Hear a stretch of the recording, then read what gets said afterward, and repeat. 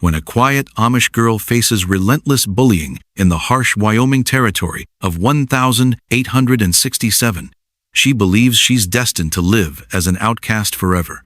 But when a mysterious rancher steps out of the shadows to defend her honor, their unexpected alliance ignites a love story that will challenge everything both communities believe about acceptance and belonging. Will their forbidden connection survive the violent confrontation that threatens to tear them apart forever?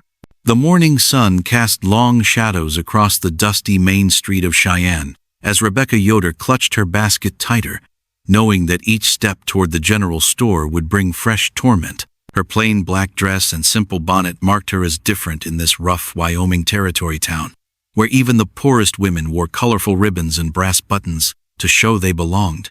The wooden boardwalk creaked under her careful steps as she passed the saloon, where men in dusty work clothes already nursed their first drinks of the day. Their conversation stopped when they noticed her, replaced by whispered comments and muffled laughter that made her cheeks burn with shame. She kept her eyes fixed on the weathered boards beneath her feet, counting each plank to distract herself from their stares. "Look what's coming down the street," called out Pete Morrison, the blacksmith's apprentice. His voice carried the cruel edge that young men used when they wanted to impress their friends. "Another one of them strange people who think they're better than the rest of us." Rebecca's fingers found the smooth wooden prayer beads hidden in her pocket, a gift from her mother back in Pennsylvania. The familiar texture gave her strength as she remembered her mother's words. "Sometimes being different is the greatest gift God can give us, even when it feels like a burden." The general store's painted sign swayed in the morning breeze, promising supplies and necessities to those who could afford them. Rebecca needed black thread to mend her father's work shirt, but the simple task felt like walking into a den of wolves. She had learned in her 3 months in Cheyenne that even buying basic supplies could become an ordeal when you didn't fit in. The bell above the door chimed as she entered, and the familiar hush fell over the customers inside. Mrs. Martha Henderson, the banker's wife, stood near the fabric display with her usual circle of friends. Their silk dresses and feathered hats seemed to shimmer in the morning light streaming through the windows, making Rebecca feel even more plain and out of place. "Well, well," Martha's voice cut through the silence like a blade. "If it isn't one of our peculiar neighbors, I wonder what brings her to town today." Rebecca approached the counter, where Mr. Patterson, the nervous store owner, pretended to organize his inventory. His thinning hair was damp with sweat despite the cool morning air, and he avoided looking directly at her face. She had noticed how differently he treated her compared to his other customers, always hurried and uncomfortable, as if her presence might somehow contaminate his store. "I need black thread, please," Rebecca said softly, her voice barely audible above the whispered conversations around her. She placed 2 coins on the wooden counter, payment for the small spool that would help her family through another week. "Black thread for black hearts," someone giggled from Martha's group. "What do you suppose they do with all that dark cloth? Probably practicing some kind of witchcraft." The accusation hit Rebecca like a physical blow. Her people were peaceful, devoted to God and hard work, yet these women spoke of them as if they were dangerous criminals. She bit her lip to keep from responding, knowing that defending herself would only make things worse. Patterson's hands shook as he glanced between Rebecca and his other customers. His loyalty clearly lay with those who spent more money in his store, the women who bought expensive fabrics and unnecessary trinkets. Rebecca watched his internal struggle, hoping he would choose basic human decency over profit. "I'm sorry, miss," he finally said, his voice barely above a whisper. "We're all out of black thread today. Maybe you could try again next week?" Rebecca's heart sank as she noticed the spool of black thread sitting directly behind him on the shelf, its dark surface seeming to mock her from across the counter. She had expected this treatment, but it still hurt every time it happened. The coins felt heavy in her palm as she prepared to leave empty-handed once again. "How convenient," Martha said with false sweetness. "Perhaps it's God's way of telling certain people they're not welcome in civilized establishments." The words stung more than Rebecca cared to admit. She had grown up believing that God loved all his children equally, but Martha's version of faith seemed to have room for only certain types of people. The contradiction between what she had been taught and what she experienced daily in Cheyenne made her question everything she thought she knew about human nature. As she turned to leave, Rebecca caught sight of her reflection in the store's window. The young woman staring back at her looked tired and defeated. Her shoulders curved inward, as if trying to make herself smaller. When had she become so afraid of the world? When had her natural confidence been replaced by this constant need to apologize for existing? The bell chimed again as she reached for the door handle, but instead of the welcoming sound of her exit, it announced someone else's arrival. Rebecca paused, her hand frozen on the brass handle, as a tall shadow filled the doorway behind her. "Afternoon, ladies," a deep voice said, carrying the kind of quiet authority that made everyone in the store turn and take notice. "Mr. Patterson." Rebecca didn't turn around, but she could feel the change in the room's atmosphere. The whispered conversations stopped completely, replaced by an electric tension that made the air itself seem to vibrate. Even Martha Henderson's group fell silent, their earlier confidence suddenly replaced by something that looked almost like nervousness. "Well, if it isn't Jacob Miller," Martha said, her voice taking on the honey-sweet tone she used when she wanted to impress someone. "We so rarely see you in town these days. What brings you down from that lonely ranch of yours?" Rebecca finally turned, curious about this man who could silence a room with his presence. He stood in the doorway like a figure from one of her father's stories about the old country, tall and solid, with work-worn hands and eyes that seemed to see everything at once. His clothes were simple but well-made, the practical outfit of a man who worked with his hands and wasn't trying to impress anyone. "Supplies," he said simply, his gaze moving around the room before settling on Rebecca. Something in his expression shifted when he saw her, a flash of recognition or understanding that made her pulse quicken. "I believe you were helping this young lady when I came in?" The question hung in the air like a challenge. Patterson's face turned red as he glanced nervously between Jacob and Martha's group, clearly caught between his desire to please his wealthier customers and his fear of this intimidating stranger. "Well, I was explaining that we're out of black thread," Patterson stammered, his voice cracking slightly. "Perhaps she could come back another time when we have more stock." Jacob's eyes moved to the shelf behind the counter, where the black thread sat in plain view. His jaw tightened almost imperceptibly, but Rebecca caught the subtle change in his expression. For the first time since entering the store, she felt a spark of hope. "Funny thing about that thread sitting right there on the shelf?" Jacob said, his voice remaining calm but carrying an edge that made Patterson step backward. "Looks like black thread to me." The temperature in the room seemed to drop several degrees. Rebecca watched in amazement as this stranger called out the lie that everyone in the store had been pretending to believe. Her heart hammered against her ribs as she realized someone was finally standing up for her. Martha's group exchanged worried glances, clearly sensing that their morning entertainment was about to take an unexpected turn. The power balance in the room had shifted dramatically with Jacob's arrival, and Rebecca could see the uncertainty in their faces as they tried to figure out how to respond. "Now see here," Martha began, her voice sharp with indignation. "We were here first, and we don't appreciate some outsider coming in and telling us how to run our business." "Your business?" Jacob turned slowly to face her, his presence somehow filling the entire store, despite his calm demeanor. "Last I checked, this was a public establishment, not a private club for judging your neighbors." Rebecca felt something warm and unfamiliar spreading through her chest. No one had ever defended her like this before, especially not a stranger who had nothing to gain from helping her. She watched as Jacob placed a silver dollar on the counter, the coin catching the light and gleaming like a small sun. "Mr. Patterson," Jacob said, his voice carrying the weight of absolute certainty, "the lady would like to buy some black thread. After you've taken care of her, I'll purchase whatever supplies I need." The shopkeeper's hands trembled as he reached for the thread, his earlier confidence completely shattered. Rebecca watched in disbelief as the man who had denied her service just moments ago now practically fell over himself to help her. The spool of black thread felt precious in her hands, not because of its monetary value, but because someone had fought for her right to have it. "Here you are, miss," Patterson said, his voice shaking. "That'll be no charge. Consider it a welcome gift to our community." As Rebecca accepted the thread, her fingers briefly brushed against Jacob's where they rested on the counter. The brief contact sent an unexpected jolt through her entire body, a sensation she had never experienced before. It wasn't fear or nervousness, but something warmer and more complicated that she couldn't quite name.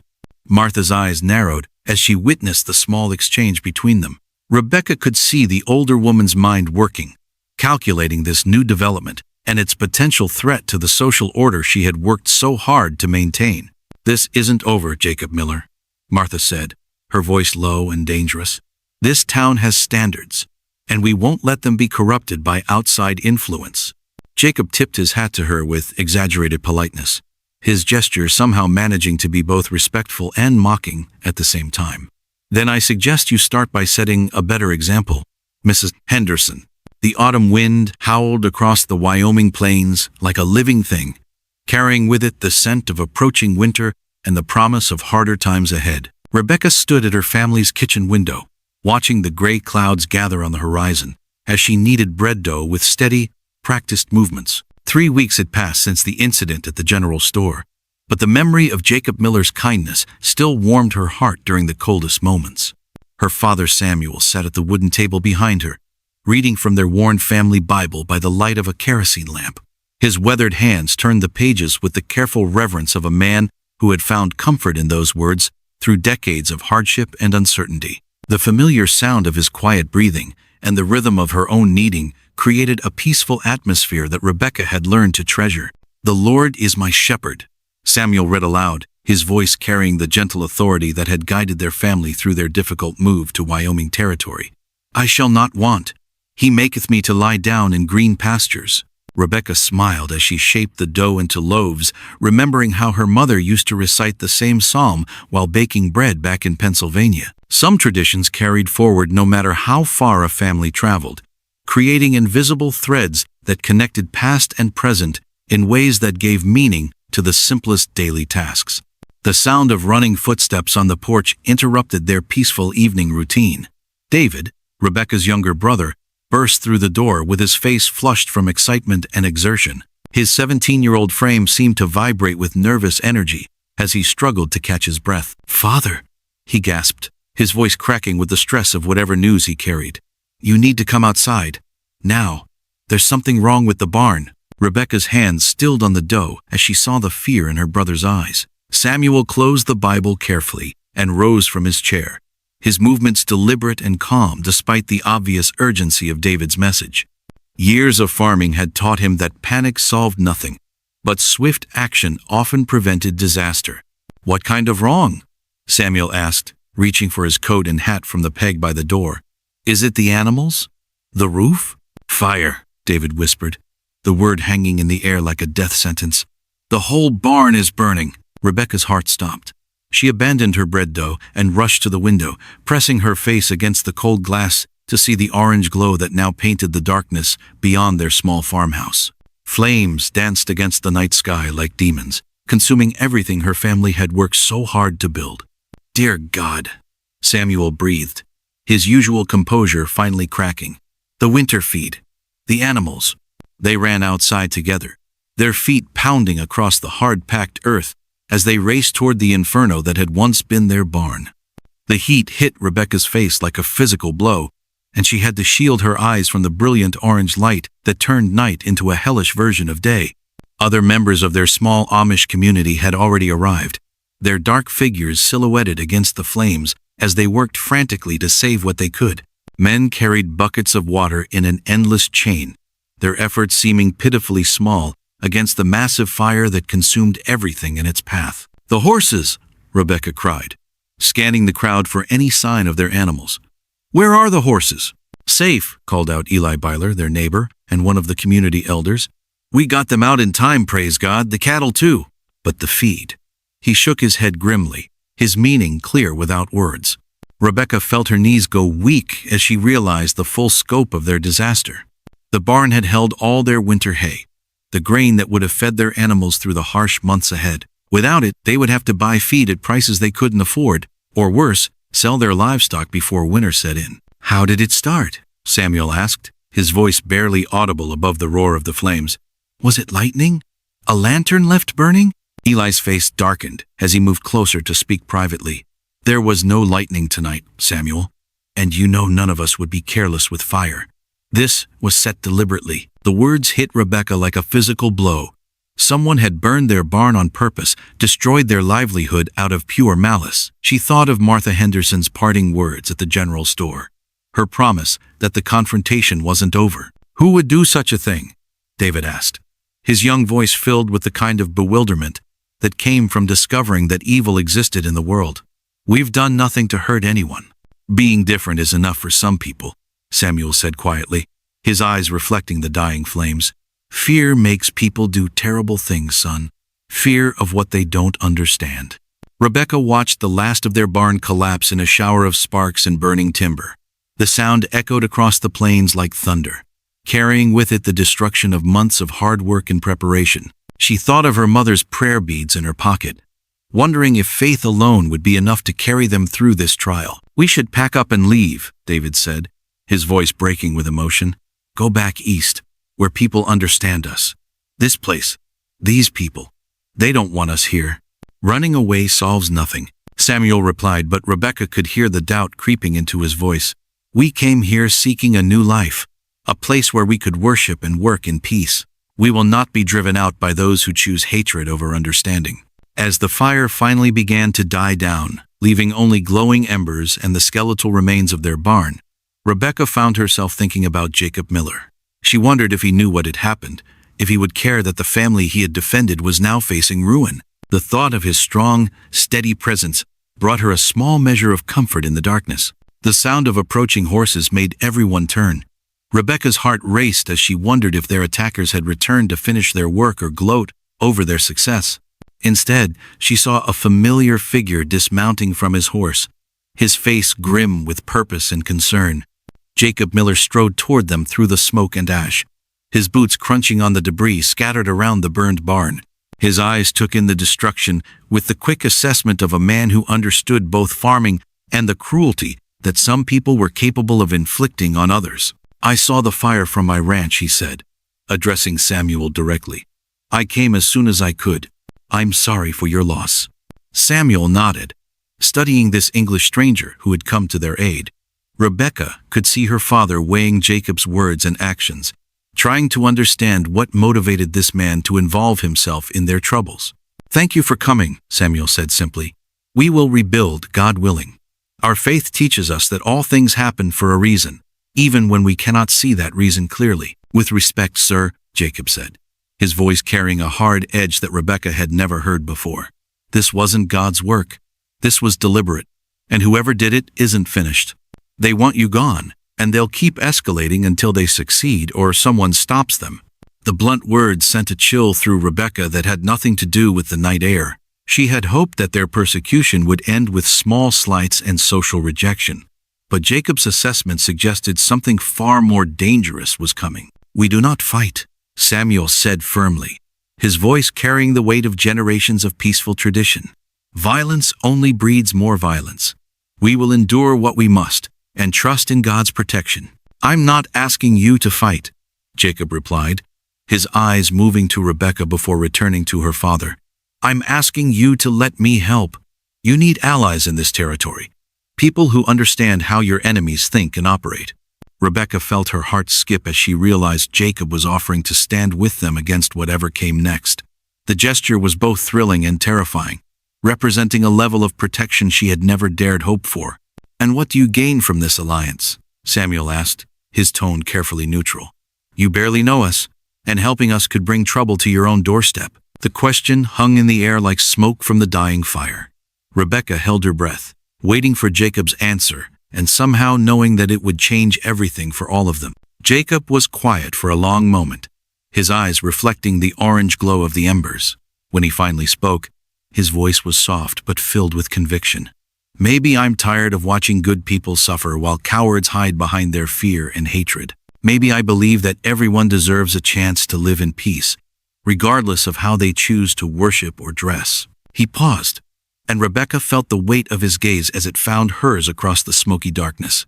Or maybe I found something in this community that's worth protecting. The words sent warmth racing through Rebecca's entire body, a feeling that had nothing to do with the heat from the dying fire. She saw understanding dawn in her father's eyes as he witnessed the exchange between them, his expression shifting from wariness to something that might have been approval. Very well, Samuel said finally.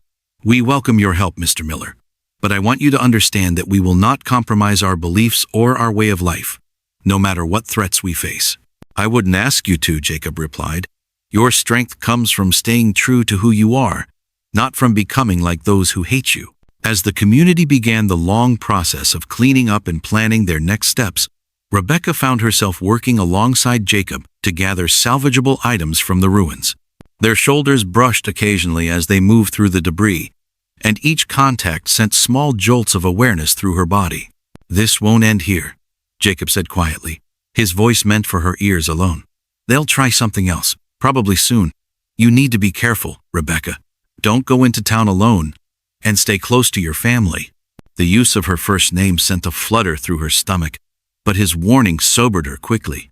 "Do you really think they'll try to hurt us again?" "I think they'll do whatever it takes to drive you out," Jacob replied, his jaw tightening. "But they'll have to go through me first." The morning sun painted Jacob Miller's ranch house in shades of gold and amber as he hammered fresh boards into place, but his mind wasn't on the repairs that needed finishing before winter arrived. Every few minutes, he found himself glancing toward the distant smoke that still rose from the Yoder farm, wondering if Rebecca was safe, and whether her family had managed to salvage anything from the terrible fire that had destroyed their barn. His hands moved with practiced skill across the wood, but his thoughts kept drifting to the way Rebecca had looked at him the night before, her eyes reflecting something deeper than gratitude in the flickering light of the dying flames. He had lived alone on this ranch for 3 years, content with the company of cattle and horses, but something had changed the moment he saw her being mistreated in Patterson's store. The sound of approaching hoofbeats made him look up from his work, squinting against the morning glare to see a rider approaching at full gallop. As the figure drew closer, Jacob recognized Tom Bradley, a neighboring rancher whose spread bordered his own property on the eastern side. Tom's face was flushed with excitement and something that looked uncomfortably like fear. "Jacob!" Tom called out as he reined in his horse, the animal's sides heaving from the hard ride. "Thank God you're here. I've been riding since dawn trying to find you." Jacob set down his hammer and wiped his hands on his work pants, studying Tom's expression with growing concern. The two men had known each other for years, sharing the quiet friendship that developed between neighbors who respected each other's need for space and privacy. Tom wasn't the type to ride hard unless something serious was happening. "What's got you so worked up?" Jacob asked, stepping down from the porch to meet his friend. "You look like you've seen a ghost." "Worse than a ghost," Tom replied, dismounting and tying his horse to the hitching post with shaking hands. "I've seen what happens when decent folks get pushed too far. There's trouble brewing in town, Jacob. Bad trouble." Jacob felt his stomach tighten as he remembered Martha Henderson's parting words at the general store. He had hoped that defending Rebecca would be enough to make the townspeople back down, but Tom's expression suggested that the situation was escalating beyond anything he had anticipated. "What kind of trouble?" Jacob asked, though he suspected he already knew the answer. "The kind that ends with good people getting hurt," Tom said, his voice dropping to a whisper. "Martha Henderson's been talking to anyone who'll listen, stirring up fear about the Amish folks. She's got some people convinced that they're dangerous, that they're trying to take over the town and force their beliefs on everyone else." Jacob's hands clenched into fists at his sides. He had encountered prejudice before, but there was something particularly cruel about twisting people's peaceful nature into a reason to fear them. The Amish he had met were gentle souls who wanted nothing more than to live quietly and worship according to their conscience. "That's ridiculous," Jacob said, though he knew that fear didn't always respond to logic.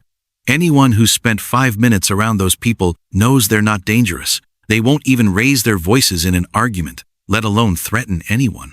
"You know that, and I know that," Tom replied, glancing around nervously as if afraid someone might be listening. "But fear doesn't care about facts, Jacob. Martha's got folks convinced that the Amish are judging them, looking down on them for drinking and dancing and living normal lives. She's making it sound like they're some kind of threat to the whole community." Jacob began pacing back and forth across his yard, his boots wearing a path in the packed earth as he tried to process what Tom was telling him. He thought of Rebecca's gentle smile, of her father's quiet dignity, of the way their entire community had worked together to save their animals from the fire. How could anyone see these people as a threat? "There's more," Tom continued, his voice barely audible now. "Word is that some of the men are planning to do something about it. They're meeting tonight at the saloon, and Martha's husband has been talking about organizing a group to encourage the Amish to leave town." The euphemism sent ice through Jacob's veins. He had lived in enough frontier towns to know what encouraging someone to leave usually involved: violence, intimidation, and the kind of mob mentality that turned ordinary people into monsters when they thought they could act without consequences. "How many men are we talking about?" Jacob asked, though he wasn't sure he wanted to know the answer. "Too many," Tom replied grimly. "Maybe a dozen, maybe more. Word spreading fast, and you know how these things go. Men who wouldn't normally hurt a fly start feeling brave when they're part of a group." Jacob stopped pacing and turned to face his friend directly. "Are you telling me this as a warning, or are you asking me to help stop it?" Tom's face flushed red, and he looked away toward the distant mountains. "I'm telling you because you deserve to know what's coming. What you do with that information is your choice, but I won't be part of it either way." The answer disappointed Jacob, but didn't surprise him. Tom was a good man, but like many good men, he preferred to avoid conflict rather than take a stand against injustice. Jacob couldn't blame him for choosing safety over principle, but he couldn't make the same choice himself. "I need to warn them," Jacob said, already planning his route to the Yoder farm. "They need to know what's coming so they can prepare or get somewhere safe." "Jacob," Tom said, his voice heavy with concern, "you can't save everyone. These people aren't your responsibility, and getting involved will only make you a target too. Is it really worth risking everything you've built here?" The question hung between them like a challenge. Jacob looked around at his ranch, at the buildings he had constructed with his own hands, at the land he had claimed and worked for 3 years. It represented security, independence, and the life he had always dreamed of building for himself.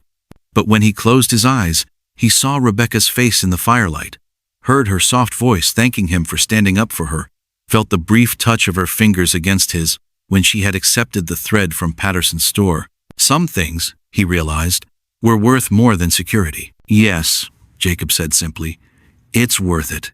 Tom shook his head sadly but didn't argue further. He mounted his horse and prepared to leave, but paused to look back at Jacob one more time.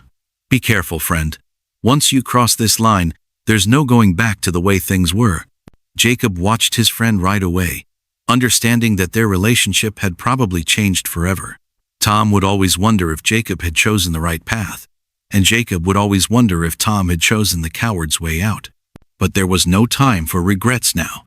He saddled his horse quickly and set out for the Yoder farm, his mind racing with plans and possibilities. The morning air was crisp and clear, but Jacob could almost smell the storm that was approaching. By tonight, everything would be different. The Yoder farmhouse looked peaceful in the morning light, but Jacob could see the blackened remains of the barn in the distance, a stark reminder of how quickly violence could destroy what took years to build. He found Samuel and several other Amish men working to clear debris from the fire, their movements efficient and purposeful despite their obvious grief. "Mr. Yoder," Jacob called out as he approached, dismounting and tying his horse to a fence post. "I need to speak with you. All of you. It's urgent." Samuel looked up from the pile of twisted metal he was sorting, his weathered face showing concern at Jacob's serious tone. The other men gathered around, their simple work clothes and bearded faces giving them the appearance of biblical patriarchs facing an uncertain future.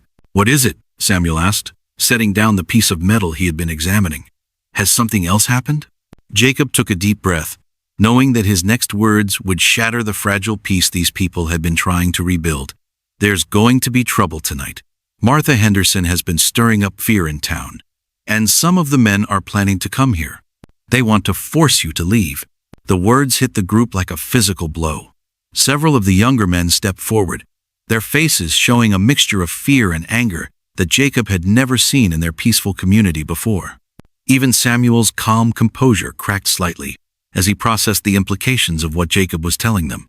"How many men?" asked Eli Byler, the community elder who had helped save the animals from the fire. "And what exactly are they planning to do?"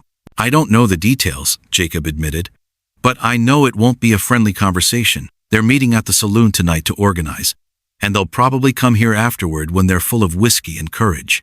Rebecca appeared in the doorway of the farmhouse, her face pale as she overheard the conversation. Jacob's heart clenched as he saw the fear in her eyes, the way her hands trembled slightly as she gripped the doorframe for support. This was exactly what he had hoped to prevent. "What do we do?"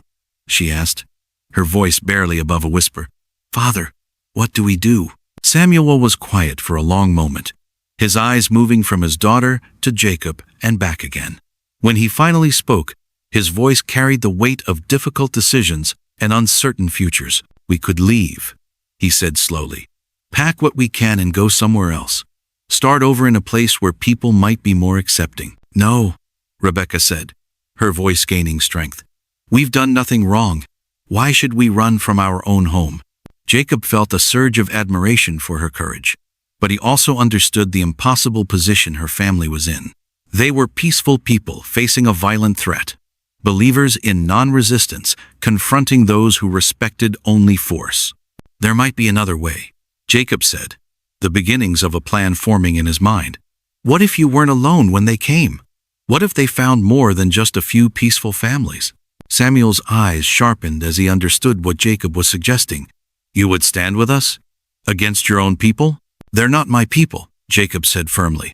My people are those who believe in justice and decency, regardless of what they wear or how they worship. And right now, that means standing with you. The words seemed to hang in the air like a promise and a challenge. Rebecca's eyes met his across the yard, and Jacob saw something there that made his pulse quicken. Hope, perhaps, or maybe something deeper that neither of them was ready to name.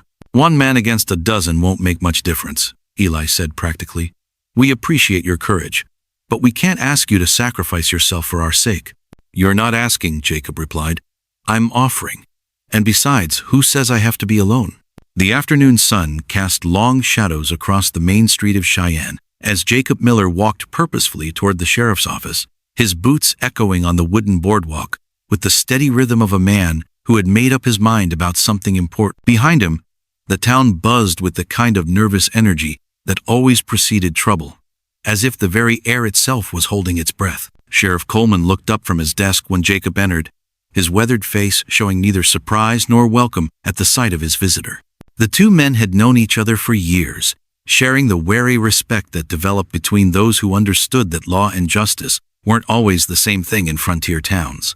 Jacob, Coleman said, not rising from his chair, I figured you'd be coming by today. Word travels fast in a town this size. Then you know why I'm here, Jacob replied, settling into the chair across from the sheriff's desk. The question is, what do you plan to do about it? Coleman leaned back in his chair, his fingers drumming nervously on the desk's surface. At 53, he had seen enough violence to know that preventing it was always better than cleaning up after it, but he also understood the political realities of keeping the peace in a town where the wealthy and influential expected their wishes to be respected. Look, Jacob, Coleman said finally, his voice carrying the weariness of a man caught between competing loyalties. I know these Amish folks are peaceful people. I've got no quarrel with them, and I'd prefer to see this whole situation just fade away quietly. But, Jacob prompted, hearing the unspoken word in the sheriff's tone. But Martha Henderson's got half the town convinced that these people are some kind of threat, Coleman continued. She's got folks believing that the Amish are judging them, trying to force their way of life on everyone else. Fear makes people do stupid things, and stupid people with guns make my job a lot harder. Jacob studied the sheriff's face, trying to read the man's true intentions. Coleman had always been fair in his dealings, but he was also a politician who understood that his job depended on keeping the town's most influential citizens happy. The Amish had no political power, no money to throw around, and no friends in high places. So you're going to let them run those families out of town? Jacob asked, his voice carrying a hard edge. Good people who've done nothing wrong, except dress differently and worship according to their conscience? I'm going to do my job, Coleman replied.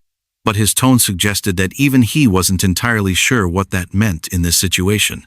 I'll keep the peace as best I can, but I can't arrest people for having opinions or gathering to discuss their concerns. Even when those concerns involve violence?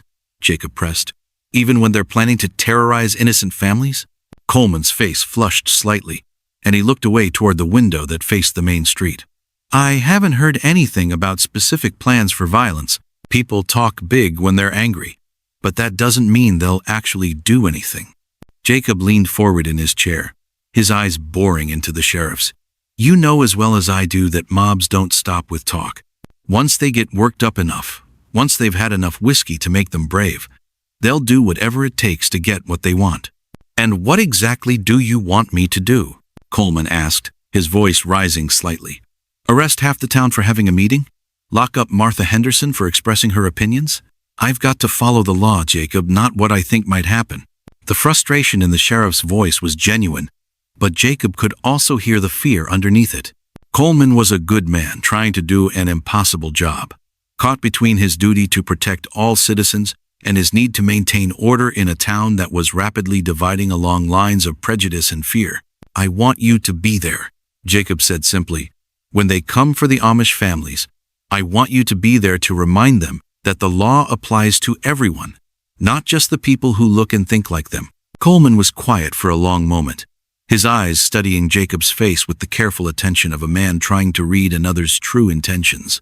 When he finally spoke, his voice was barely above a whisper. You're planning to be there too, aren't you? He asked. You're going to stand with them against whatever comes. Yes, Jacob said without hesitation. I am. That's a good way to get yourself killed, Coleman observed. These people you're defending, they won't even fight back. They'll just stand there and let whatever happens happen.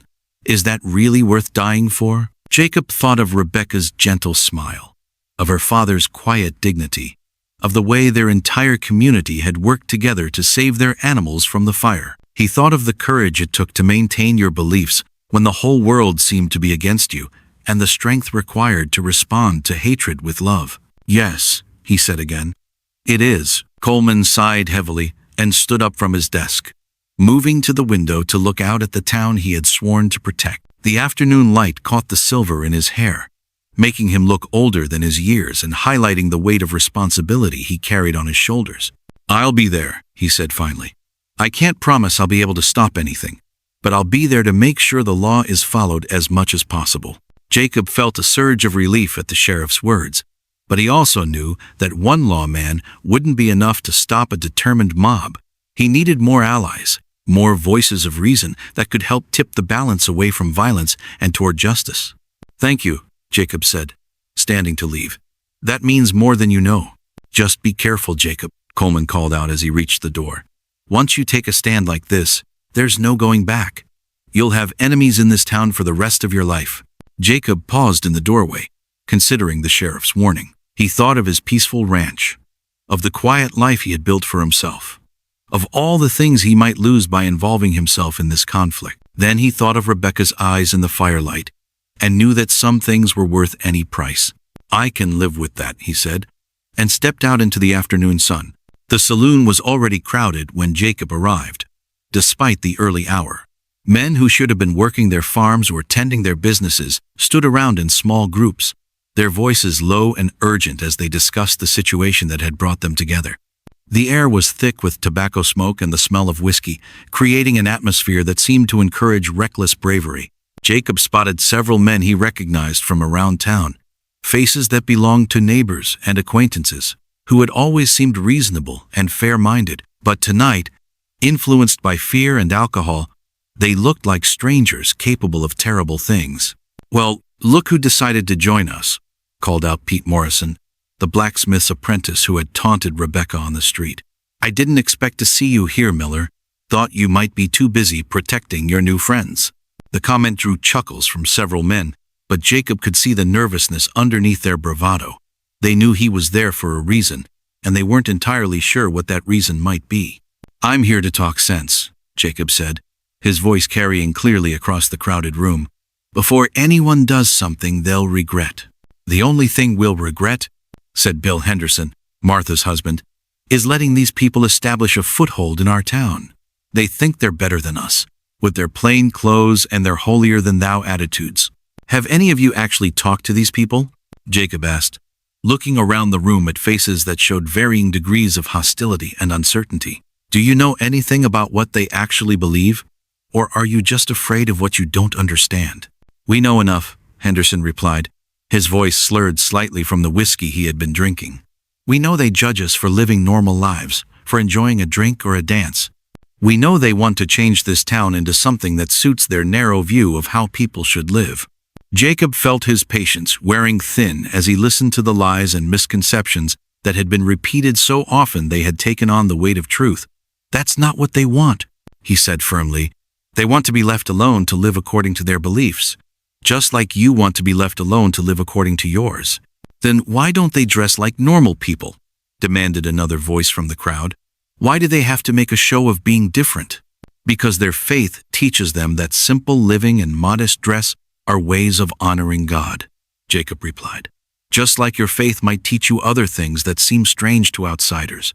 The argument continued for another hour, with Jacob finding himself increasingly outnumbered as more men arrived and the level of alcohol consumption rose. He could see that reason was losing ground to fear and prejudice, and that the situation was rapidly approaching a point where violence would become inevitable. Finally, Henderson stood up and called for attention. Enough talking, he announced. We all know why we're here.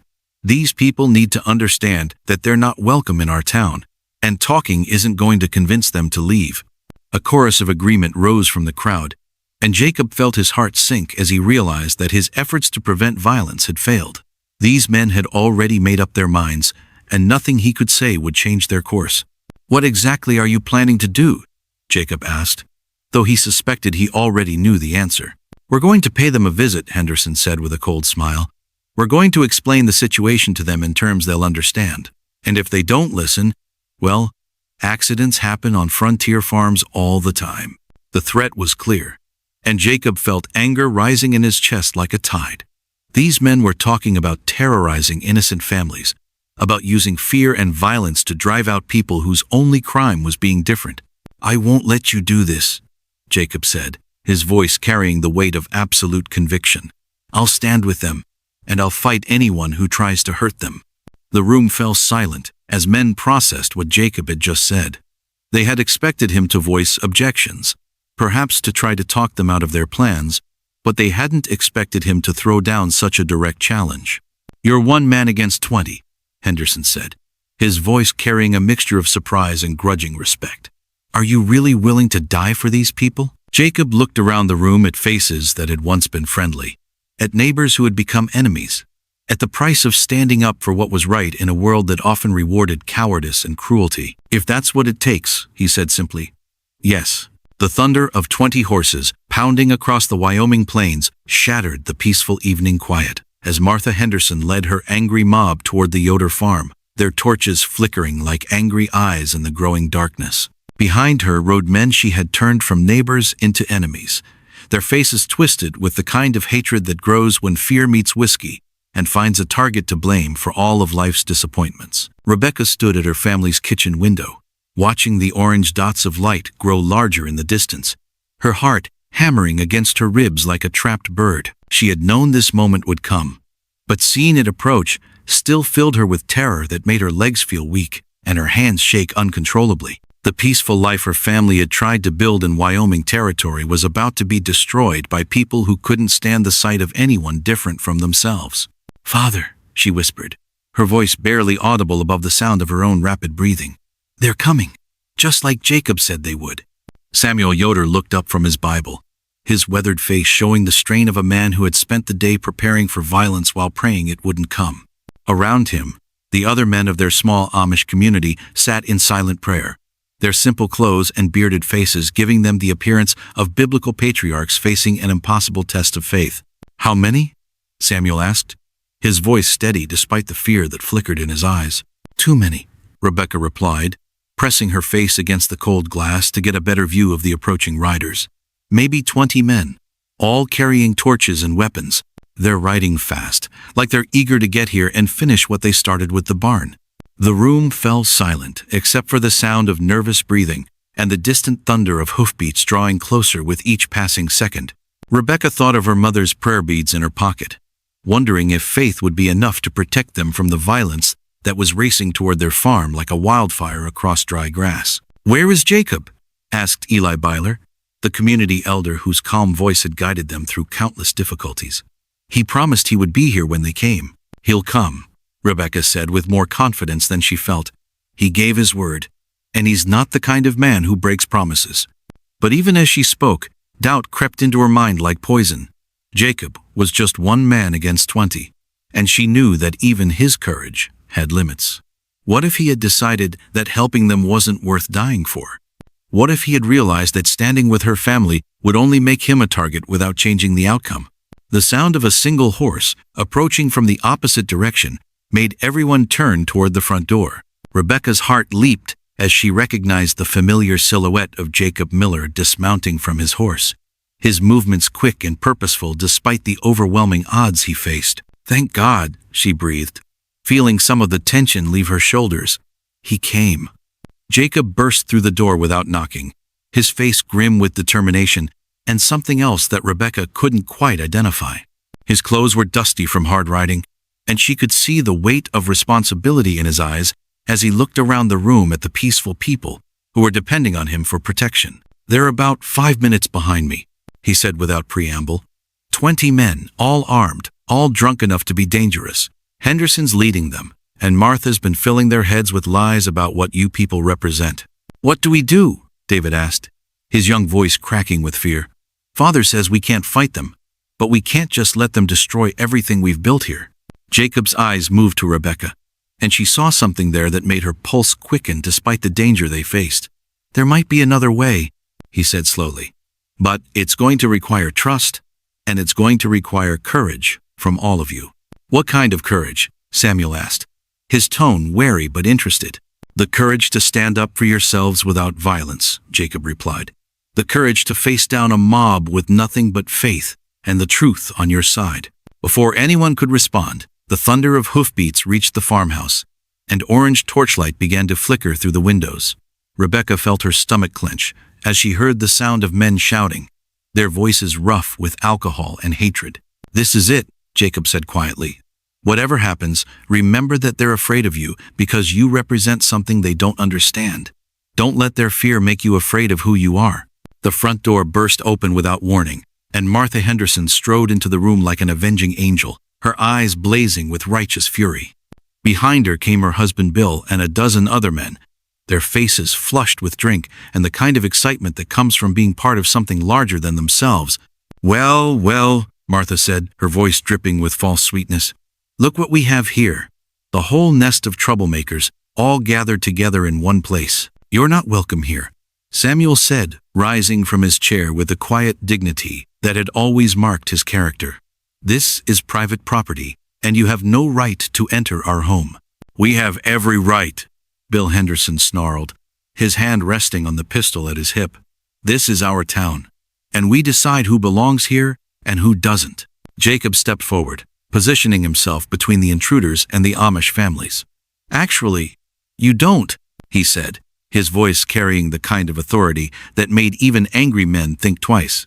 "Last I checked, this was still America, where people have the right to live according to their beliefs. Not when those beliefs threaten the moral foundation of our community," Martha shot back. "These people think they're better than us, with their plain clothes and their holier-than-thou attitudes. They're a cancer that needs to be cut out before it spreads."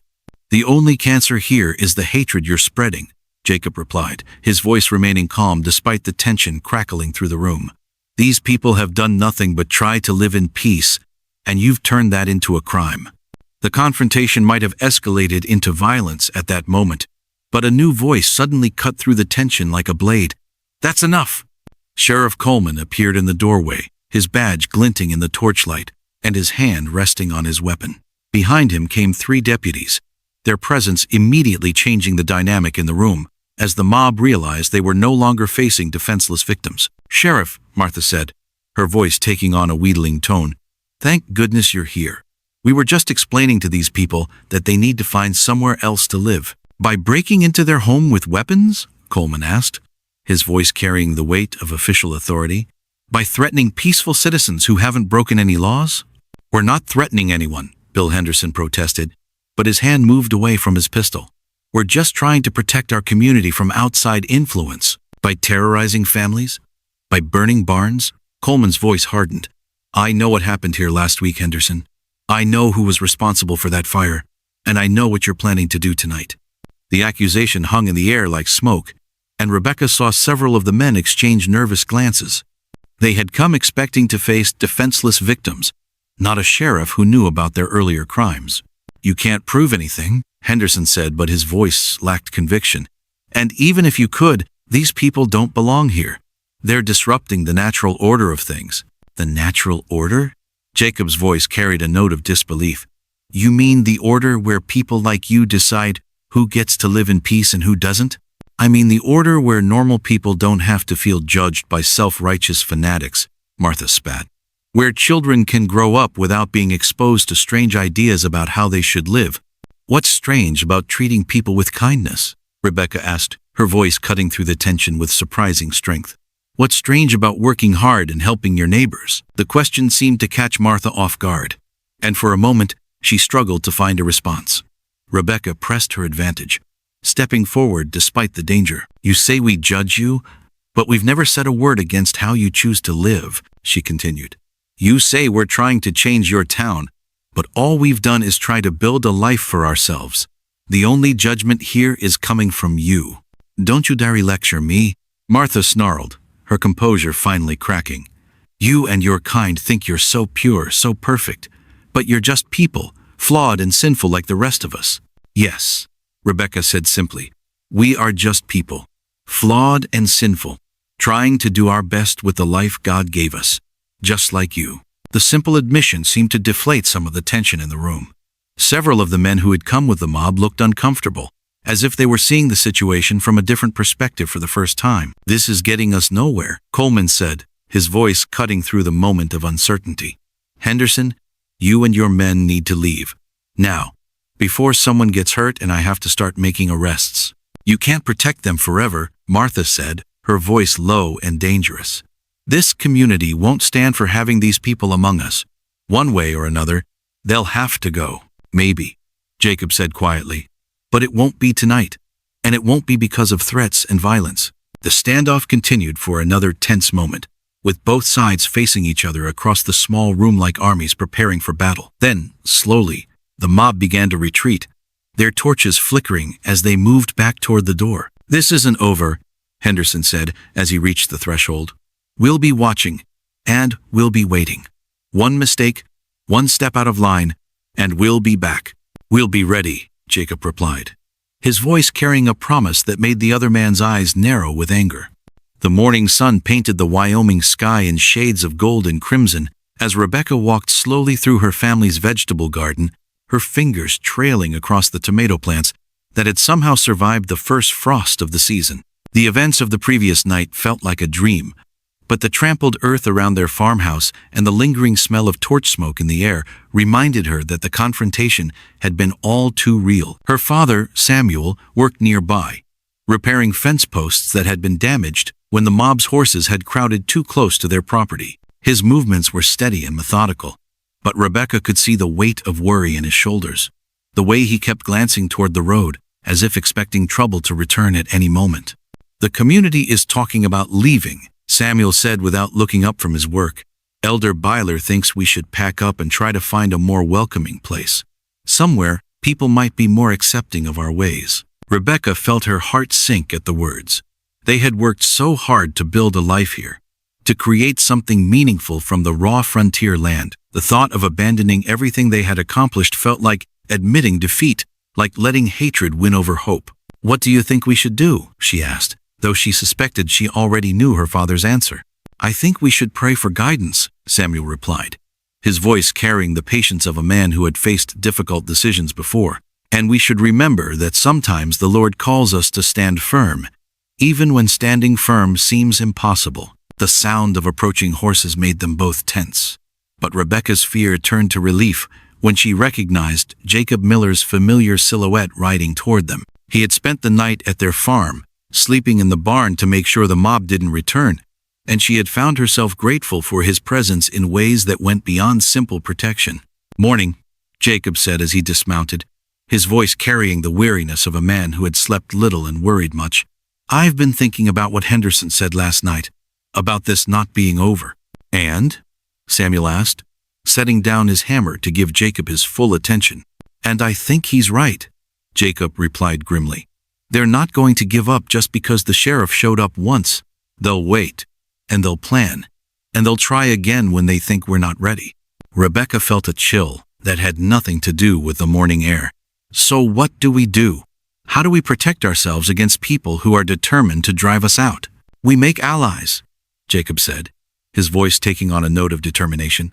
We show the people of this town that you're not the threat Martha Henderson claims you are. We make them see you as neighbors, not enemies. How? Samuel asked, his tone skeptical. These people have already made up their minds about us. They see our plain clothes and our simple ways, and they assume we're judging them. Then we change how they see you, Jacob replied. We show them your kindness, your generosity, your willingness to help others. We make it impossible for them to think of you as anything but good neighbors. Rebecca felt a spark of hope at Jacob's words, but she also understood the challenges they faced. It won't be easy, she said. People believe what they want to believe, and if they want to see us as a threat, they'll find reasons to justify that belief. Maybe, Jacob agreed, but not everyone in town is like Martha Henderson. There are decent people who are just scared because they don't understand what you represent. If we can reach those people, if we can show them the truth about your community, we might be able to change things. Before anyone could respond, the sound of wagon wheels on the dirt road drew their attention. A small convoy of vehicles was approaching, led by a man Rebecca didn't recognize but whose expensive clothes and confident bearing marked him as someone important. Who do you suppose that is? Samuel asked, shading his eyes against the morning sun to get a better look at the approaching visitors. I don't know, Jacob replied, his hand moving instinctively toward his weapon. But they're not from around here. Those clothes and that fancy wagon suggest someone with money and influence. The convoy stopped in front of the farmhouse, and the lead man dismounted from his horse with the easy grace of someone accustomed to being in charge. He was perhaps 50 years old, with graying hair and intelligent eyes that seemed to take in everything at once. Mr. Yoder, the man said, approaching Samuel with his hand extended. My name is William Morrison. I'm a territorial representative from the government office in Cheyenne, and I've come to speak with you about recent events in your community. Samuel shook the offered hand warily, clearly uncertain about what this official visit might mean for his family. What can I do for you, Mr. Morrison? I understand there's been some trouble between your people and certain residents of the town, Morrison said, his voice carrying the careful neutrality of a politician. Burned buildings, threats, intimidation. The territorial government is concerned about maintaining order and protecting the rights of all citizens. We appreciate your concern, Samuel replied carefully, but we've done nothing wrong. We simply want to live in peace and practice our faith without interference. I'm sure you do, Morrison said with a smile that didn't quite reach his eyes. But the reality is that your presence here has created division in the community. People are choosing sides, and that kind of conflict can be dangerous for everyone involved. Rebecca felt her heart sink as she began to understand where this conversation was heading. This man hadn't come to help them. He had come to convince them to leave voluntarily, to solve the problem by removing what he saw as its cause. Are you asking us to leave? She asked, her voice steady despite the fear growing in her chest. I'm suggesting that it might be in everyone's best interest if you considered relocating to a more suitable area, Morrison replied diplomatically. The government has land available in other parts of the territory, places where your community might find a more welcoming reception. And if we refuse? Jacob asked, his voice carrying a hard edge that made Morrison's smile falter slightly. Then you'll continue to face the kind of harassment you've already experienced, Morrison said, his diplomatic mask slipping to reveal the pragmatic politician underneath. The territorial government can't provide protection to every family that faces social pressure, Mr. Miller. We have limited resources and many responsibilities. So you're abandoning them to the mob, Jacob said flatly. You're telling them that they have no rights if the majority doesn't like them. I'm telling them that sometimes discretion is the better part of valor, Morrison replied. That sometimes it's better to avoid conflict than to insist on principles that might get people hurt. The conversation continued for another hour, with Morrison using every persuasive technique in his political arsenal to convince the Amish families to leave voluntarily. He spoke of better opportunities elsewhere, of the difficulties of frontier life, of the benefits of avoiding conflict with their neighbors. But Rebecca could see that her father wasn't convinced. Samuel's faith had been tested many times before, and he had learned to distinguish between genuine concern and political expediency. This man wanted them gone not because he cared about their welfare, but because their presence was creating problems he didn't want to deal with. "We appreciate your visit, Mr. Morrison," Samuel said finally. "But we've made our home here and we intend to stay. We're not troublemakers and we're not criminals. We're simply people trying to live according to our beliefs." Morrison's face showed disappointment but not surprise. "I hope you'll reconsider," he said as he prepared to leave. "The situation here is volatile, and I can't guarantee that the territorial government will be able to help you if things escalate further." "We understand," Samuel replied, "but some things are worth the risk." As the official convoy departed, Rebecca felt a mixture of pride and fear. Her father had chosen to stand firm despite the pressure, but she knew that their decision would have consequences. They were now truly on their own, with no help coming from the government and enemies gathering in the town. "That was brave," Jacob said quietly, moving to stand beside her as they watched the wagons disappear down the road. "But it was also dangerous. You've just told the territorial government that you won't be intimidated, and that means they'll stop trying to protect you." "We never had their protection to begin with," Rebecca replied, her voice carrying a strength that surprised even her. "We've always been on our own out here, and we've always known that our faith was the only thing we could truly depend on." "Your faith," Jacob said, his eyes meeting hers with an intensity that made her pulse quicken. "And maybe a few good friends who believe in standing up for what's right." The words hung between them like a promise, and Rebecca felt her heart respond with its own silent declaration. Whatever came next, whatever challenges they faced, she knew that Jacob would stand with them. And somehow, that knowledge made even the uncertain future seem less frightening. A gunshot cracked through the morning air like thunder, sending birds exploding from the trees around the Yoder farm as Rebecca dropped her water bucket and ran toward the sound of her brother's terrified screams. David stood frozen beside their well, his face pale as winter snow, pointing toward a figure sprawled motionless in the tall grass near their property line. "Someone's been shot," David shouted, his voice breaking with panic. "I heard the gun go off, and then I saw him fall."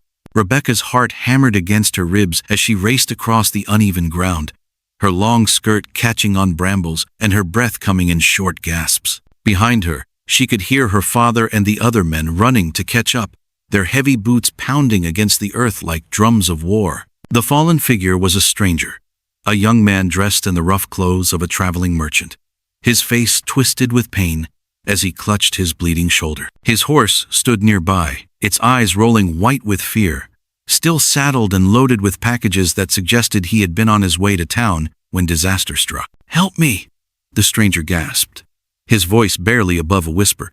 "Please, I don't want to die out here." Rebecca knelt beside him without hesitation, her hands moving to examine his wound despite the blood that stained his shirt. She had helped her father tend injured animals many times, and the basic principles seemed the same for humans. Stop the bleeding, ease the pain, and get proper help as quickly as possible. "David, bring clean cloth from the house," she ordered, her voice steady, despite the fear racing through her veins. "Father, we need to get him inside where we can treat this properly." "Wait," Samuel said, his weathered face showing the caution that came from years of surviving in dangerous territory. "We don't know who shot him, or why. They might still be out there, watching us." The thought sent ice through Rebecca's stomach. She glanced around at the rolling hills and scattered trees that surrounded their farm, realizing that a hidden gunman could be anywhere, possibly with his weapon trained on them at this very moment. But the wounded man needed help, and her conscience wouldn't let her abandon him to save herself. "I don't care," she said firmly, pressing her apron against his bleeding shoulder. "We can't just let him die, because we're afraid of who might be watching." Jacob appeared at her side as if from nowhere, his rifle in his hands and his eyes scanning the horizon for threats. "Any idea who did this?" he asked the wounded man, his voice gentle but urgent. "3 men," the stranger managed to gasp out between waves of pain. "Rode up fast, demanded my money and goods. When I tried to get away, one of them shot me. They took everything and rode toward town." "Robbers," Samuel said grimly. "Highway bandits who prey on travelers. They're becoming more common as word spreads about the gold discoveries up north." Jacob's face darkened with anger, and something else that Rebecca couldn't quite identify. "Did you recognize any of them? Could you describe their faces or their horses?" The wounded man closed his eyes, clearly struggling to stay conscious. One had a scar across his cheek, Another rode a bay mare with white stockings. The third looked like a town man, not a frontier rider. Well-dressed, clean-shaven. Rebecca felt her blood turn cold as she processed the description. The combination of a scarred face, a distinctive horse, and a well-dressed accomplice painted a picture that suggested these weren't random criminals passing through the territory. These were men who knew the area, who understood which travelers carried valuables and which routes they used. "We need to get him to Dr. Williams in town," she said, looking up at Jacob with eyes that pleaded for his help.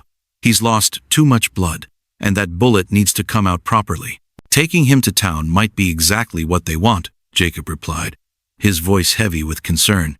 "If this was planned, if they're trying to draw us into some kind of trap, we could be riding straight into danger." "Then what do you suggest?" Samuel asked, his own worry evident in the lines around his eyes. "Let him die here rather than risk our own safety?" The question hung in the air like smoke from a gun barrel, highlighting the impossible choice they faced. Helping the stranger was the right thing to do, but it might also be exactly what their enemies wanted, a reason to force them away from the safety of their farm and into a situation where they could be easily attacked. "I'll go alone," Rebecca said suddenly, her decision surprising everyone, including herself. One person on horseback can move fast and attract less attention than a group. "I can get him to the doctor and be back before anyone realizes we've left the farm." "Absolutely not," Jacob said immediately, his voice carrying the authority of someone who wouldn't accept argument.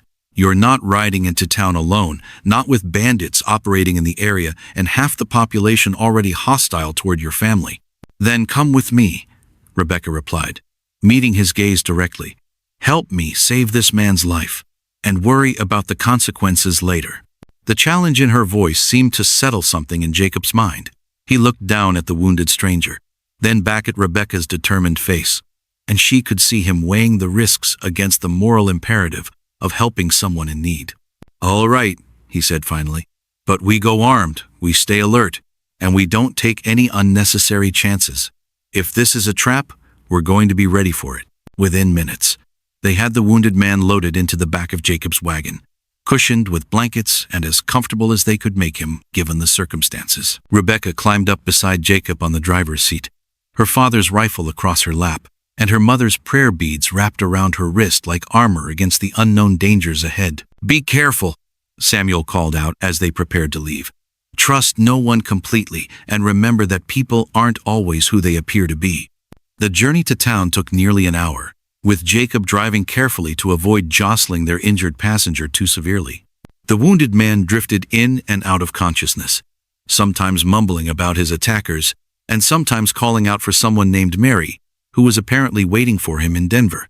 "You realize this could be exactly what they want," Jacob said quietly, his eyes constantly scanning the road ahead for signs of ambush. "Draw us away from your farm, separate us from your family. Get us isolated where they can attack without interference." "I know," Rebecca replied, checking on their passenger for the dozenth time. "But what was the alternative? Let an innocent man die because we were afraid of what might happen? Some people would say that protecting your own family comes first," Jacob observed, though his tone suggested he wasn't necessarily one of those people. "My family taught me that all people are our family," Rebecca said simply. "That we're called to help others regardless of the cost to ourselves. Sometimes, faith requires risking everything for someone you've never met." Jacob was quiet for a moment, absorbing her words and the conviction behind them. "That's a dangerous way to live," he said finally. "Yes," Rebecca agreed, "but it's the only way I know how to live." They reached the outskirts of Cheyenne without incident, but Rebecca could feel the tension in Jacob's shoulders as they approached the main street. Too many people were watching them. Too many conversations stopped when they passed, and too many eyes followed their progress with expressions that ranged from curiosity to outright hostility. "Something's wrong," Jacob muttered, his hand moving instinctively toward his weapon. "The whole town feels like it's holding its breath, waiting for something to happen." Dr. Williams' office sat at the end of the main street, marked by a simple wooden sign that had weathered countless frontier storms. Rebecca had never met the man, but she had heard he was competent and fair, treating anyone who could pay his fees, regardless of their background or beliefs. They pulled up in front of the building just as the doctor himself emerged, apparently alerted by someone who had seen them coming. He was a middle-aged man with kind eyes and capable hands, the sort of person who had chosen medicine because he genuinely wanted to help others rather than simply make money. "What have we here?" Dr. Williams asked, moving immediately to examine their passenger. "Gunshot wound, by the look of it. How long ago did this happen?"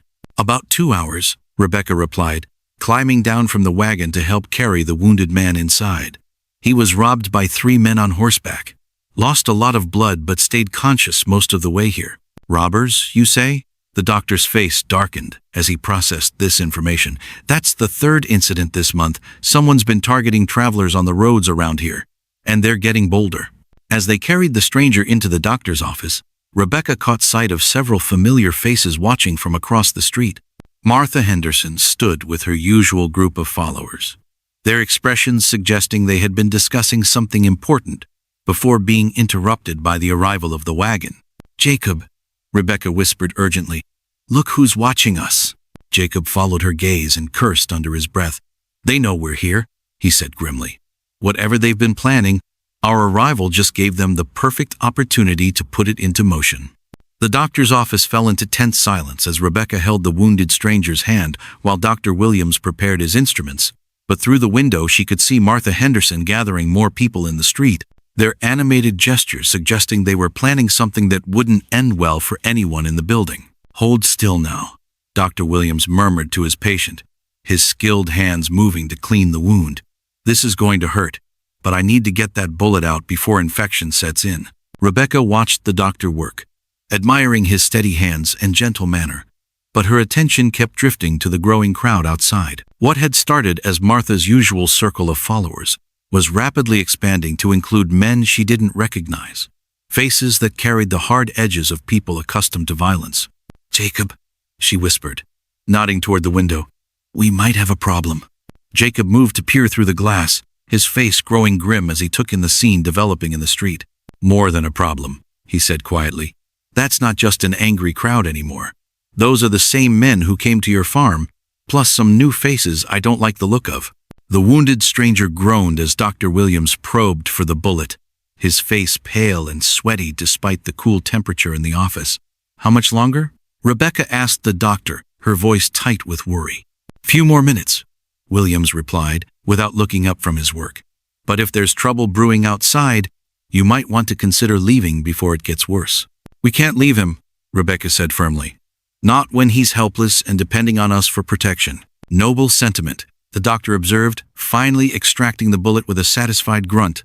"But nobility won't stop a lynch mob if they decide you're responsible for whatever's got them worked up." Through the window, Rebecca could see Martha Henderson pointing directly at the doctor's office, her voice carrying clearly across the street despite the distance. The crowd was growing larger and more agitated with each passing minute, fed by rumors and speculation that seemed to paint Rebecca and Jacob as the villains in whatever story Martha was telling.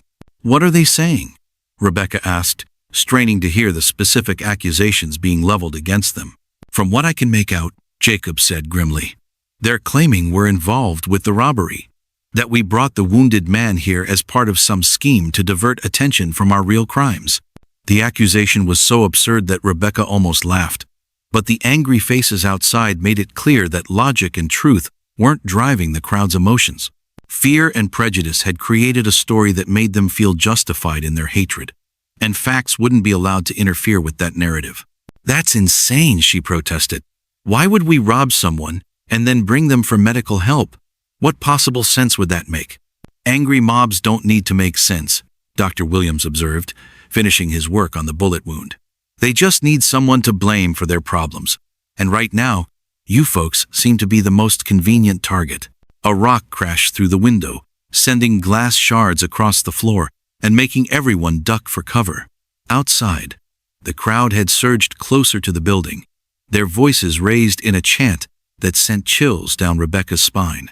"Come out and face justice," someone shouted. "We know what you've done and we won't let you hide behind the doctor's skirts." "Justice?" Jacob called back through the broken window. "What justice is there in blaming innocent people for crimes they didn't commit?" "Innocent?" Martha Henderson's voice cut through the din like a blade. "You call it innocent to harbor criminals? To protect robbers and murderers from the consequences of their actions? Rebecca felt her temper flare at the unjust accusations. These people had decided she was guilty before examining any evidence, convicting her based on nothing more than their own prejudices and Martha's poisonous words. "We're not harboring anyone," she called out, her voice carrying more strength than she felt. "We found this man shot and bleeding, and we brought him here for help. That's what decent people do when they find someone in need." "Decent people don't consort with highway robbers," came a voice from the crowd. "Decent people don't protect criminals from honest citizens seeking justice.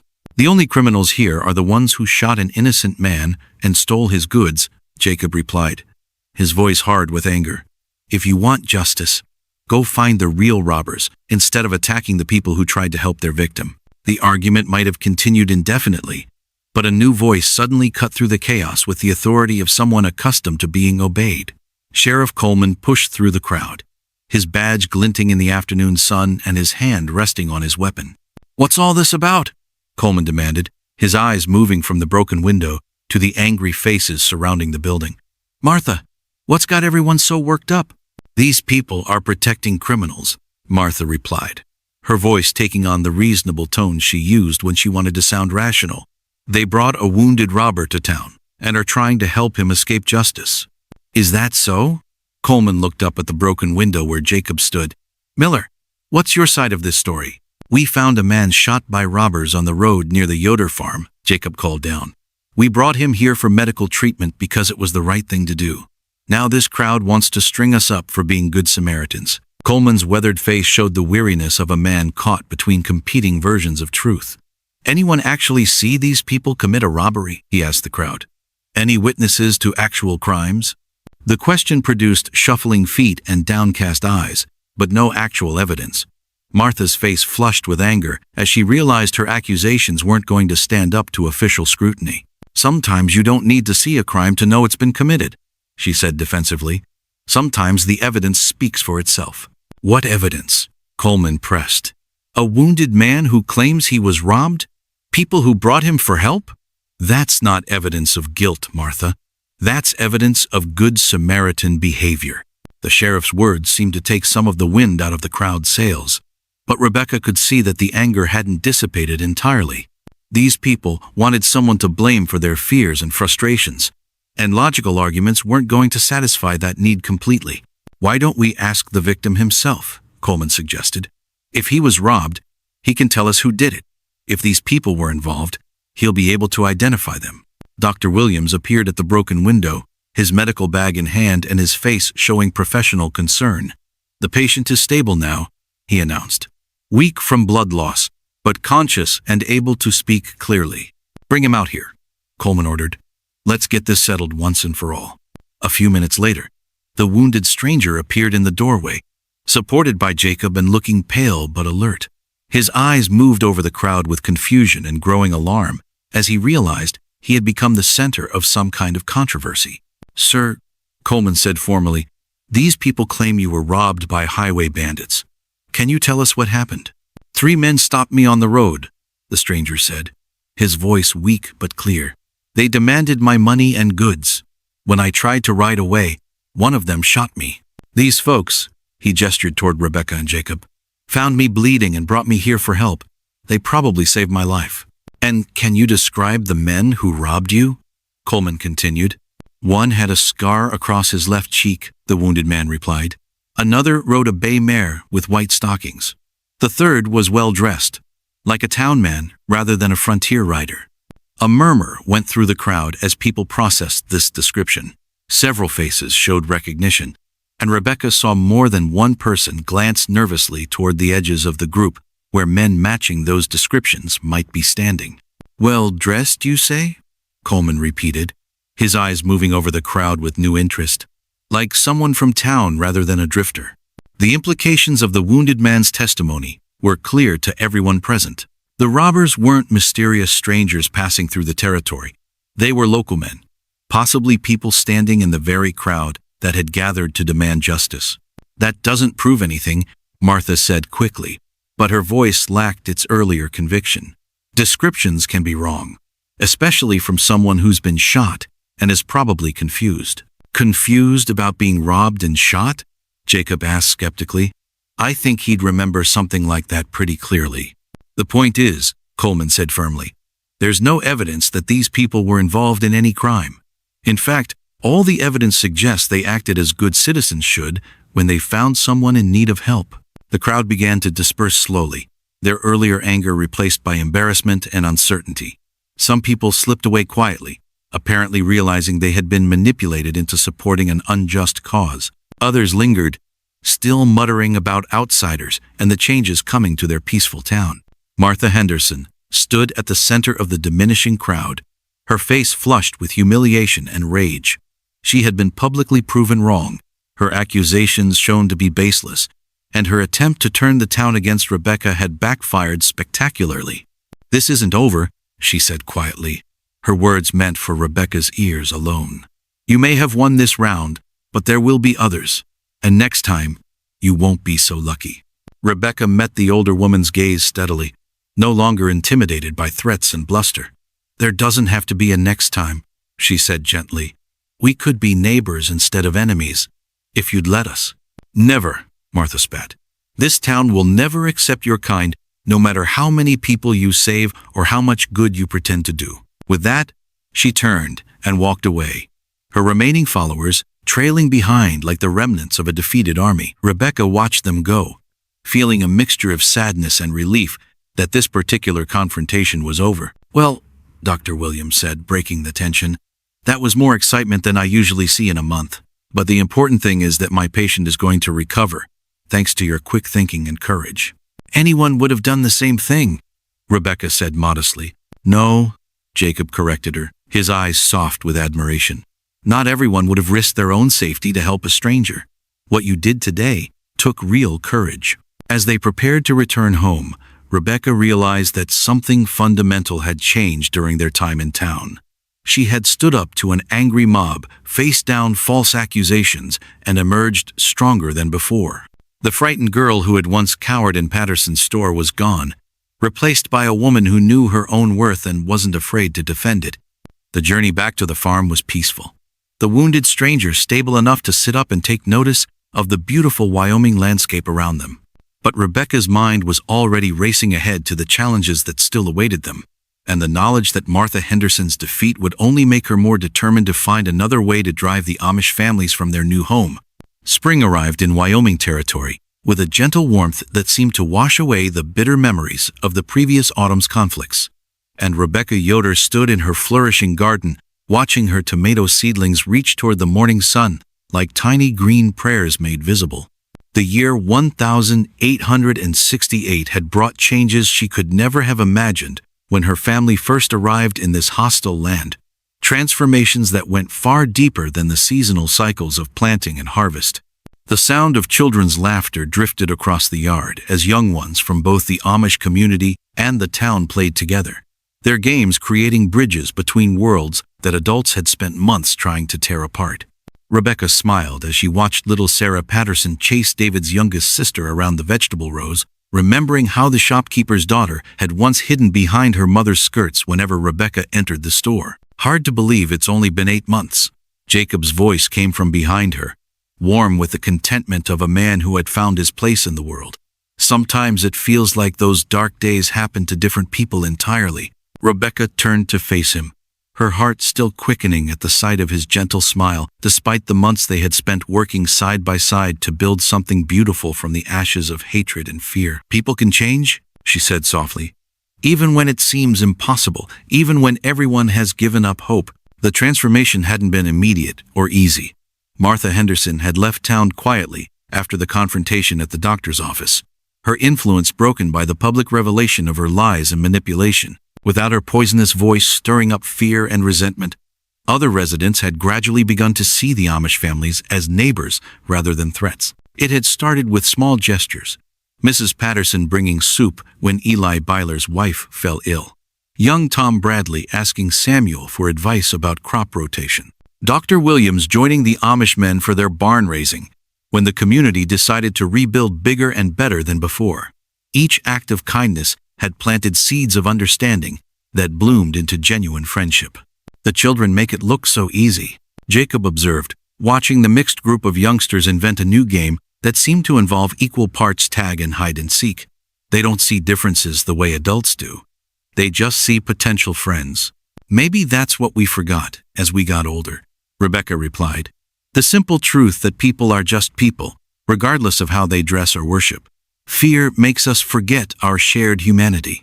The wedding had been the turning point, the moment when two communities truly became one. When Rebecca and Jacob stood before both English and Amish witnesses to pledge their love and commitment, the ceremony itself became a symbol of what was possible when people chose understanding over prejudice. Samuel had performed the service with quiet dignity, his words speaking of love that transcended differences and faith that built bridges instead of walls. Sheriff Coleman had stood as Jacob's witness, his presence a powerful statement about justice and acceptance. Even Dr. Williams had attended, bringing his wife and daughters to witness what he called the most hopeful thing I've seen in 20 years of frontier life. Do you ever miss your old life?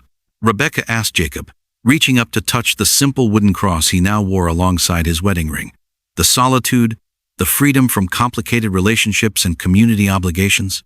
Every day, Jacob said with a grin that took any sting out of his words. Especially when your father assigns me yet another task that requires learning some skill I never knew existed. Rebecca laughed, remembering how Jacob had struggled to master the art of traditional barn construction, his modern techniques clashing with centuries-old Amish methods, until he learned to blend both approaches into something uniquely effective. But, Jacob continued, his voice growing serious, I wouldn't trade this life for anything. This community, this sense of purpose, this feeling that every day matters because we're building something together. And you, of course, most especially you. The words sent warmth spreading through Rebecca's chest, a feeling that had grown stronger rather than weaker during their months of marriage. Love, she had discovered, wasn't just the passionate attraction that had first drawn them together, but also the quiet satisfaction of working toward common goals, and the deep peace that came from being truly known by another person. The territorial representative came by yesterday while you were in town, Rebecca said, changing the subject to more practical matters. He wanted to know if we'd reconsidered his offer to relocate somewhere less challenging. And what did you tell him? Jacob asked, though his smile suggested he already knew the answer. I told him that we'd found our home, Rebecca replied firmly, that challenges are just opportunities to prove what we're really made of, and that running away from difficulty never solved anything worth solving. The truth was that their community had become stronger through adversity, more united in purpose and more committed to their shared values.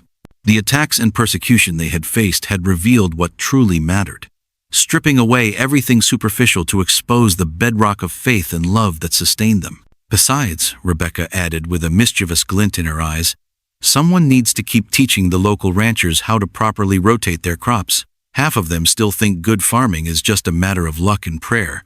Prayer doesn't hurt, Jacob pointed out, but proper soil management definitely helps. They stood together in comfortable silence, watching their community go about the business of daily life with the easy rhythm of people who had found their place in the world. Children played while adults worked. Neighbors helped neighbors without regard for religious differences, and the future stretched ahead bright with possibility. The sound of wagon wheels announced the arrival of the morning mail, delivered by young Tim Bradley, who had taken over the route from his father. The boy waved cheerfully as he approached, his smile evidence of how completely the atmosphere in the area had changed. Morning, Mr. and Mrs. Miller, Tim called out, using the name Rebecca had taken when she married Jacob. Got letters for both communities today, including one that looks official for Mr. Yoder. Rebecca accepted the mail with thanks, noting the territorial seal on her father's letter and wondering what new challenge or opportunity it might represent. Whatever it was, she knew their community would face it together, as they had learned to face everything else. You know what I think?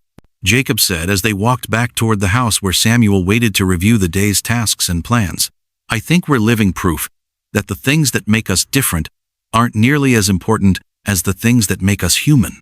Profound wisdom from a man who once thought conversation with cattle was adequate social interaction, Rebecca teased, earning a gentle nudge from her husband's elbow. Those cattle were excellent listeners, Jacob protested, very non-judgmental, never interrupted, always seemed interested in what I had to say. And now you have an entire community of people who hang on your every word, Rebecca pointed out, especially when you're explaining why the traditional way of doing something might benefit from a few modern improvements. As they reached the house, Rebecca paused to look back at the garden, where her tomato plants continued their patient reach toward the sun. Like those seedlings, their community had grown from small beginnings into something strong and beautiful, something that could weather storms and produce fruit that nourished everyone around it. The lonely girl who had once been bullied for being different had discovered that her differences weren't weaknesses to be hidden, but strengths to be celebrated. The isolated rancher who had once preferred solitude had found that the right community could enhance rather than diminish his independence. And together, they had proven that love really could conquer fear, understanding could triumph over prejudice, and hope could flourish even in the harshest soil. As they entered the house to begin another day of the life they had built together, Rebecca offered a silent prayer of gratitude for the journey that had brought them to this moment. The path had been difficult, marked by trials that had tested their faith and challenged their courage, but it had led them exactly where they needed to be. In a territory known for its harsh winters and unforgiving landscapes, they had created something rare and precious, a community where being different was not just tolerated but valued, where authentic love could grow between people who might have been enemies, and where the quiet strength of faith could transform even the most hostile environment into a place of peace and hope. The future stretched ahead, uncertain but unafraid, filled with the promise of children to raise, crops to tend, neighbors to love, and a legacy of acceptance to pass on to generations yet to come. And in that future, Rebecca knew, the lesson they had learned together would continue to bear fruit, that our worth isn't determined by society's judgment, but by our own resilience and the authentic connections we form with those brave enough to see us as we truly are.